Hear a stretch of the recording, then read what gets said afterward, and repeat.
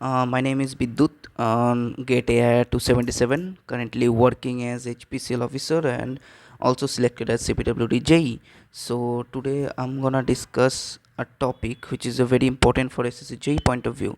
So आज मैं क्या डिस्कस करने वाला हूँ? आज मैं डिस्कस करने वाला हूँ about the effective length factor. Okay, so you can see here, आप लोग देख सकते हैं यहाँ पर कि इफेक्टिव लेंथ फैक्टर क्या होता है कि डिफरेंट डिफरेंट सपोर्ट कंडीशन के लिए, ठीक है, वो इफेक्टिव लेंथ, मान लीजिए पहले एक लेंथ जो है उसका एल था, ठीक है, अब डिफरेंट डिफरेंट सपोर्ट कंडीशन के लिए उसका इफेक्टिव वैल्यू घटते जाता है, ठीक है, या फिर बढ़ भी सकता है. तो वो क्या होता है, देखिए अब यहाँ पर दो चीज़ होता है. एक होता है थियोरेटिकल वैल्यू. थियोरेटिकल वैल्यू मतलब क्या, जो जो स्ट्रेंथ मटेरियल में हम लोग यूज़ करते हैं वो थियोरेटिकल वैल्यू है. Assuming that all the supports are according to that, means अगर यहाँ पर बोला है कि फर्स्ट एक नंबर जो आप लोग देख सकते हैं यहाँ पर, ठीक है, यहाँ पर क्या है, दोनों साइड में हिंज है. अब दोनों साइड में अगर प्रॉपर हिंज है, ऑब्वियसली इसका मतलब क्या, ये थियोरेटिकल कंडीशन है. आपको भी पता है एक्चुअली में इन मीन्स रियल लाइफ सिचुएशन में प्रॉपर हिंज या फिर प्रॉपर फिक्स बनाना थोड़ा मुश्किल है, ठीक है. प्रॉपर हिंज तो मुश्किल होता है, ठीक है, थोड़ा ना थोड़ा रेजिस्टेंस तो आ ही जाता है वहाँ पर, ठीक है. तो उस सिचुएशन में क्या होता है कि जो थियोरेटिकल वैल्यू हमें सोम में मिलता है, स्टील और आरसीसी में वैल्यू थोड़ा चेंज होता है, ठीक है. वही मैं आज यहाँ पर डिस्कस करने वाला हूँ. Let suppose first option, first क्या है कि दोनों साइड में एल लेंथ है, उसका एक्चुअल लेंथ एल है, ठीक है. अब दोनों साइड में हिंज है, तब सोम में क्या होता है, उसका वैल्यू होता है 1. मतलब हम लोग एल ही यूज़ करेंगे उसको, effective L effective will be L, nothing else.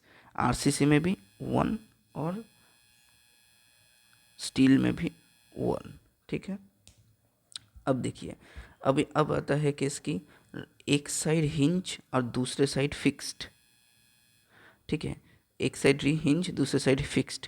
अब यहाँ पर लैंग्वेज क्या बनता है क्वेश्चन में बोलता है rotation as well as translation both are restricted, that means fixed. अगर बोलता है कि translation is only restricted, rotation is not restricted, that means क्या, हिंज होगा. अगर रोटेशन और ट्रांसलेशन दोनों ही रेस्ट्रिक्टेड है तो फिक्स्ड होगा.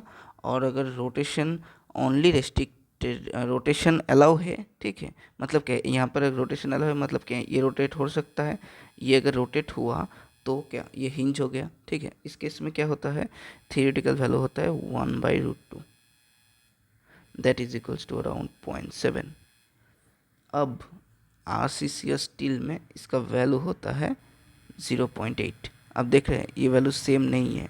अब क्वेश्चन में जब आएगा तब आपको ये चीज़ अच्छे से नोटिस करना है कि क्वेश्चन में क्या बोला है, सोम पॉइंट ऑफ व्यू है या आरसीसी या स्टील पॉइंट ऑफ व्यू है, ठीक है. अब कभी ऐसा भी हो सकता है कोई एक नॉर्मल क्वेश्चन है जहाँ पर क्रिटिकल बकलिंग लोड निकालने बोल रहा है, ठीक है, वो तो नॉर्मल सोम का कंसेप्ट है, तो उसमें हम लोग ये वाला यूज़ करेंगे.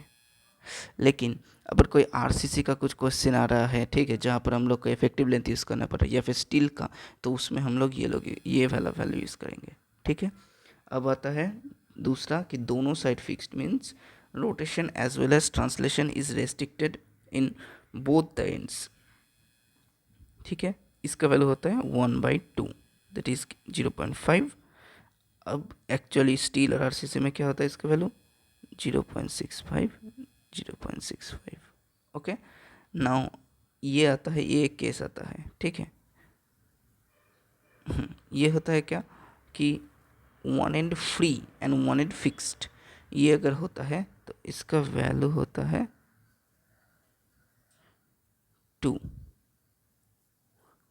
के. आप देख सकते हैं इसका, ये ऐसे बेंड हो सकता है, ठीक है, तो इसका एल इफेक्टिव जो होता है वो बढ़ जाता है 2. यहाँ पर भी कुछ कुछ वैल्यू डिफरेंट है, ठीक है, जैसे आप देख सकते हैं, ठीक है, बाकी सब तो नॉर्मली सेम ही होता है, ठीक है. तो आप चीज़ यहाँ पर दो चीज़ एक पहले देख लीजिएगा क्वेश्चन में. पहला बात तो क्या है कि सपोर्ट कंडीशन क्या बोला है, ठीक है, 1 सपोर्ट कंडीशन, 2 सोम और आरसीसी पूछा है, और तीन लैंग्वेज में दो तीन चीज़ें आप नोटिस करिएगा। एक तो रोटेशन, रोटेशन किसका हो रहा है किसका नहीं हो रहा है, और ट्रांसलेशन किसका हो रहा है नहीं हो रहा है।